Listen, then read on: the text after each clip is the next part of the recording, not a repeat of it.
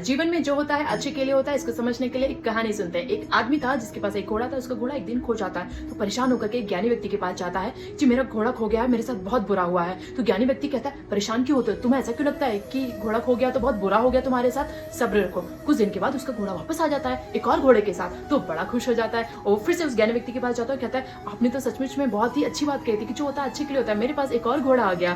तो ज्ञानी व्यक्ति कहता है इतना खुश होने की जरूरत नहीं है, हो सकता है इसके पीछे कोई बुराई हो।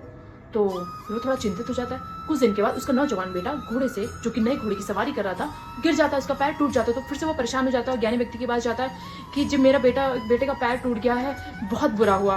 तो ज्ञानी व्यक्ति कहता है क्यों परेशान होते हो, जो होता है अच्छे के लिए होता है, तुम सब्र रखो। फिर कुछ दिन के बाद उस जगह पे युद्ध की घोषणा हो जाती है।